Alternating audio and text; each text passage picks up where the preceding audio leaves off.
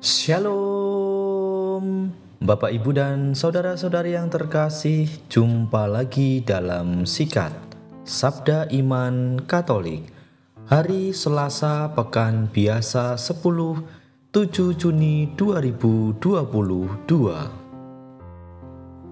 Bacaan dari Injil Matius bab 5 ayat 13 sampai 16.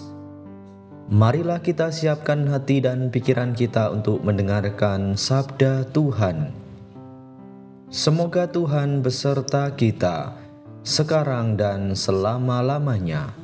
Inilah Injil suci menurut Matius. Dimuliakanlah Tuhan. Dalam khotbah di bukit, Yesus bersabda, "Kalian ini garam dunia. Jika garam itu menjadi tawar, dengan apakah dapat diasinkan? Tiada gunanya lagi selain dibuang dan diinjak-injak orang. Kalian ini cahaya dunia. Kota yang terletak di atas gunung tidak mungkin tersembunyi. Lagi pula orang tidak menyalakan pelita lalu meletakkannya di bawah gantang, melainkan di atas kaki dian, sehingga menerangi semua orang di dalam rumah itu. Demikianlah hendaknya cahayamu bersinar di depan orang, agar mereka melihat perbuatanmu yang baik dan memuliakan Bapamu di surga." Demikianlah sabda Tuhan. Terpujilah Kristus. Bapak, Ibu, dan saudara-saudari yang terkasih, renungan hari ini akan dibawakan oleh Ibu Bertalina Tri Oktaviani dari Paroki Maria Tak Bernoda, Pusat Damai, Sanggau, Kalimantan Barat. Selamat mendengarkan.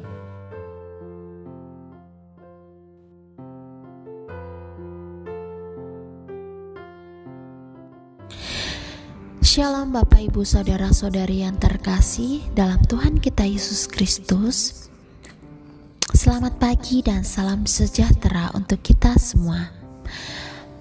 Pada hari ini kita sudah memasuki hari Selasa Pekan Biasa ke-10. Tema permenungan kita hari ini, hidup menjadi teladan. Bapak, Ibu, saudara-saudari yang terkasih, pernah suatu ketika saya sedang memasak, saya merasa bahwa masakan saya itu sudah perfect. Saya pede dengan masakan saya. Tapi ternyata masakan saya rasanya hambar dan tidak enak. Ternyata saya kurang memasukkan garam, dan akhirnya saya pun menambah garam di dalam masakan saya, yang pada akhirnya masakan saya menjadi nikmat dan lezat. Saya juga pernah pada malam hari, saya sedang mengerjakan tugas, tiba-tiba mati lampu. Di situ suasana menjadi gelap dan saya sesak untuk bernapas, dan akhirnya saya pun terhenti mengerjakan tugas. Ketika sudah lama menunggu, lampu pun menyala dan akhirnya suasana menjadi terang kembali dan saya bisa bernapas lebih lega dan melanjutkan tugas saya. Bapak, Ibu, saudara-saudari yang terkasih dalam Tuhan kita Yesus Kristus, pada hari ini Tuhan Yesus juga menggunakan istilah garam dan terang. Garam dan terang menyeratkan suatu hal yang terus-menerus diperlukan. Yesus menggunakan istilah garam dan terang lebih pada identitas diri kita. Garam bukan hanya digunakan untuk memasak, namun juga digunakan untuk mengawetkan makanan juga. Bila kita lihat, banyak orang juga menggunakan garam untuk mengawetkan supaya makanannya tidak busuk.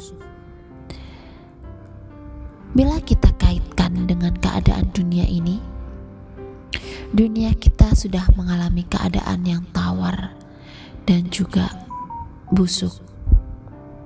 Maka Yesus mengajak kita dalam bacaan hari ini menjadi garam untuk banyak orang. Selain itu, kita juga diundang menjadi terang. Yesus menjadikan kita anaknya yang mampu menghalau bayang-bayang kegelapan. Kita diibaratkan di sebuah kota di puncak yang memberi cahaya pada malam hari. Bapak, Ibu, saudara-saudari yang terkasih dalam Tuhan kita Yesus Kristus, sebagai anggota gereja yang sudah dibaptis, kita semua menjadi anggota gereja dan mendapatkan tugas sebagai garam dan terang. Sebagai garam, Yesus mengajak kita untuk memberi rasa yang lezat, yang enak, melalui tindakan hidup kita yang penuh kebaikan, kesalehan, serta penuh kasih dan sukacita. Kita juga diundang menjadi terang melalui tindakan hidup kita. Kita menunjukkan perbuatan-perbuatan baik kita terhadap sesama. Maka orang akan tahu bahwa kita anak-anak Allah. Bapak, Ibu, saudara-saudari yang terkasih dalam Tuhan kita Yesus Kristus, menjadi garam dan terang dalam hidup kita, banyak sekali hal-hal yang dapat kita lakukan. Kita menjadi garam dan terang bisa dimanapun kita berada. Bisa saja di rumah, di gereja, di tempat kerja, ataupun di masyarakat. Menjadi garam dan terang berarti kita menjadi teladan. Kita mampu menjadi teladan bagi orang lain. Bagaimana kita bisa menjadi teladan? Kita bisa menjadi teladan dengan cara kita melakukan kebaikan-kebaikan. Kita melakukan tindakan-tindakan atau perbuatan-perbuatan dengan penuh sukacita, dengan penuh kebaikan bagi sesama kita. Di dalam hidup kita, contohnya di dalam pekerjaan, kita mampu melakukan pekerjaan dengan jiwa pelayan, dengan jiwa melayani. Kita mampu melakukan pekerjaan kita dengan penuh sukacita. Di dalam keluarga, kita juga saling melayani satu sama lain. Di dalam gereja, kita mau melakukan karya-karya pelayanan di dalam gereja dengan penuh sukacita dan tanpa tekanan. Bapak, Ibu, saudara-saudari yang terkasih, di dalam masyarakat kita juga bisa menjadi teladan. Kita bisa menjadi teladan dalam hidup kita dengan mau melayani sesama kita tanpa memandang agama, suku, atau budaya mereka. Kita mau mengasihi mereka dengan perbedaan. Meskipun berbeda, kita mau mengasihi. Bapak, Ibu, saudara-saudari yang terkasih, saya mengutip dari kata-kata Santa Teresa dari Kalkuta. Kita semua mampu menjadi baik atau jahat. Kita tidak dilahirkan buruk. Setiap orang memiliki sesuatu yang baik di dalam diri mereka. Maka Bapak, Ibu, saudara-saudari yang terkasih, marilah kita menjadi teladan di dalam hidup kita. Marilah kita menjadikan hidup kita teladan bagi sesama. Karena kita percaya bahwa kita semua dilahirkan dengan baik adanya. Kita dilahirkan tidak buruk, tetapi dengan kebaikan-kebaikan.